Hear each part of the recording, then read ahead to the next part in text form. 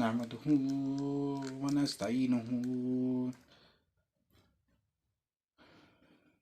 ونصلي على رسوله الكريم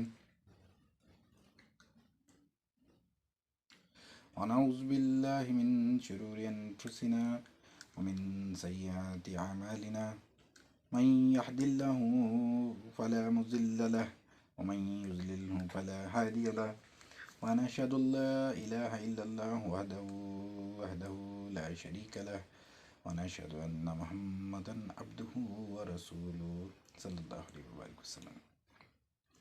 قال الله أعوذ بالله من الشيطان الرجيم بسم الله الرحمن الرحيم. قال الله تعالى فلاقتحم العقبة صدق اللہ العظیم. عزیز سامعین کرام،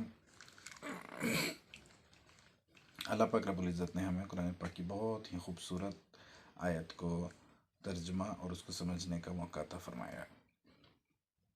اللہ تعالی ہمیں اس کو سمجھنے اور عمل کرنے کی توفیق عطا فرمائے. اللہ پاک رب العزت نے بیان فرمایا فلاقتحم العقبہ، اپنے آپ کو گھاٹی میں اتار لو، گھاٹی میں اترنے کا اہتمام کرو. مفسرین کرام نے اس کی تفسیر کچھ یوں لکھی ہے کہ یہ اپنے آپ کو گھٹانے کا کہا گیا ہے، اپنے آپ کو گھٹا لو. تو اللہ پاک نے آگے بیان فرمایا وما ادراک ما العقبہ، اور یہ گھاٹی کیا ہے، تمہیں کیا خبر. یعنی جیسے اللہ پاک کوئی انعام دینا چاہتے ہیں اس کے اوپر، اور بہت بڑی چیز ہے کوئی یہ. تو وہ انعام کیا ہے؟ تو وہ ایک ایسا انعام اللہ پاک نے بیان فرمایا کہ جو ہماری زندگی، دنیا میں آنا اور آخرت اور قیامت کی ہولناکیاں اور قیامت کا میدان، تو ان سب کے اندر سب سے بڑا جو انعام انسان کو مل سکتا ہے وہ اللہ پاک نے ان چیزوں اس گھٹنے کے اوپر عطا فرمانا. تو گھٹنے کا یہ مطلب بھی ہو سکتا ہے کہ بھی اپنے آپ کو اللہ تعالیٰ کی رضا کے لیے اپنے آپ کو کم کرو، اپنے آپ کو گھٹاؤ. دل جو ایسی چیز جو اللہ کی رضا ہو لیکن انسان کا دل گھٹتا ہو، تو کم ہوتا ہو، تو لیکن اللہ تعالیٰ کا حکم پورا کرنے کا شوق ہو، اللہ تعالیٰ کی محبت ہو، تو اللہ تعالیٰ وہ انعام انسان کو عطا فرمائیں گے. تو پھر اللہ تعالیٰ نے کچھ ایسی مثالیں عطا فرمائیں تاکہ وہ ہمارے لیے پکی ہو جائے کہ ابھی ہم نے کیسے اپنے آپ کو گھٹانا ہے اور اس کے اوپر پھر اللہ تعالیٰ نے کیا انعام عطا فرمانا ہے. تو سب سے پہلے اللہ پاک نے بیان فرمایا فکو رقبہ، ایک گردن چھڑوا دو کسی کی، جیسے کہ غلام آزاد کرا دینا. لیکن آج کل کے دور کے حساب سے ہم یہ کہہ سکتے ہیں کہ جیسے کسی کا قرضہ ادا کر دیا. اب ایک شخص کے اوپر قرضہ ہے اور بہت پریشان ہے وہ، تو آپ کو علم ہوتا ہے کسی دوست کا، عزیز کا یا رشتہ دار کا، آپ قرضہ ادا کر دیتے ہیں، اس کی پریشانی ختم ہو جاتی ہے، تو اس کو ہم گردن چھڑانا کہیں گے. تو اس گردن چھڑانے کے اوپر اللہ پاک نے اس انعام کا وعدہ کیا ہے. دوسری چیز اللہ پاک نے بیان فرمائی او ایتامن یومن ذی مسغبہ، اور کھانا کھلایا جس دن کہ وہ بھوکا تھا. تو کبھی محسوس ہو جائے کوئی مسافر، مہمان، ہمسایہ، کوئی گاہک جو دوسرے شہر سے آیا ہے، یا پھر کوئی ایسا شخص نظر آ جائے جس کے چہرے سے واضح نظر آ رہا ہو کہ بھوکا ہوں، تو اس کو کھانا کھلا دینا کہ جس دن وہ بھوکا تھا. تو اللہ پاک وہ انعام اس شخص کو عطا فرما دیں گے. تیسری چیز اللہ پاک نے بیان فرمائی یتیمن ذا مقربہ، ہمارے رشتہ داروں میں کوئی یتیم ہو گیا، تو ایک تو یتیم ہونے کا صدمہ اس کو ہمیشہ کے لیے، اور پھر اس کے بعد اس کے حالات، اور پھر اس کا اکرام. تو اس کا اکرام کر لینا، اور اس کو اگر ضرورت ہے تو مالی امداد کر دینا، دل جوئی کر دینا.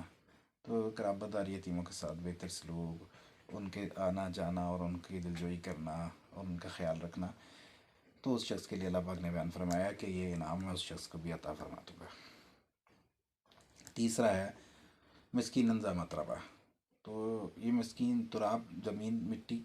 تو مٹی پہ جو مسکین ہے اس کا مطلب یہ ہوا کہ محتاج، یا پھر جس کا معذوری ہے، تو اس کی امداد کرنا، اس کی دلجوئی کرنا. تو وہ بھی اللہ پاک اس کی مدد کرنے والے کو وہ انعام عطا فرما دے گا جو کہ زندگی کا، دنیا کا، قیامت کے میدان کا سب سے بڑا انعام ہے وہ اللہ پاک اس شخص کو عطا فرماتے ہیں۔ پھر اللہ پاک بیان فرماتے ہیں ثم کان من الذین آمنوا، تمام وہ لوگ جو ایمان لے آئے۔ اب ایمان لانے کے اندر عبادات آ گئیں، اور اب ایمان لے آئے تو اس کے لیے پھر ساری باتیں ماننا بھی ضروری ہوں گی کہ بھی جو اللہ پاک نے حکم کیے ہیں، جیسے عبادات ہے، نماز ہے، روزہ ہے، زکوٰۃ ہے، اس کے علاوہ پھر برائیوں سے بچنا، اور جو اللہ پاک نے حکم فرمائے ہیں ان کے اوپر پورا اترنا، اور پھر آخری چیز اللہ پاک نے سب بیان فرمائی وتواصوا بالصبر وتواصوا بالمرحمہ، اور پھر صبر کرنے والے، صبر کی تلقین کرنے والے، ایک دوسرے کو تسلی دینے والے، دل جوئی کرنے والے، ہمت بڑھانے والے، صبر کی تلقین، یہ سب کچھ ہو جائے گا۔ اور پھر رحم کے موقع انسان کے پاس کئی مرتبہ ایسے موقع ہوتے ہیں کہ انسان بدلہ لے بھی سکتا ہے، لیکن رحم کرنا، چھوٹوں پہ رحم کرنا، بڑوں پہ رحم کرنا، دوستوں پہ رحم کرنا، تمام لوگوں کو، وہ انسان کو اپنی زندگی میں وہ مراحل مل جاتے ہیں کہ جہاں پر وہ رحم کرنے کے قابل ہوتا ہے، تو اس شخص کے لیے بھی اللہ پاک نے وہی وعدہ انعام فرمایا ہے۔ اب اللہ پاک اس انعام کو ذکر فرماتے ہیں کہ میں وہ انعام کیا ہوگا جو میں تمہیں دوں گا۔ تو اللہ پاک بیان فرماتے ہیں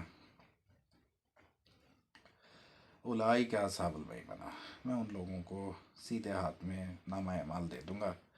تو نامہ اعمال سیدھے ہاتھ میں جن لوگوں کو مل جائے گا، ان کو کسی قسم کے حساب کتاب کے اوپر آنے کی کوئی ضرورت نہیں ہوگی، وہ تو جنتی کہلائیں گے، اور آخرکار وہ جنت میں داخل ہو جائیں گے۔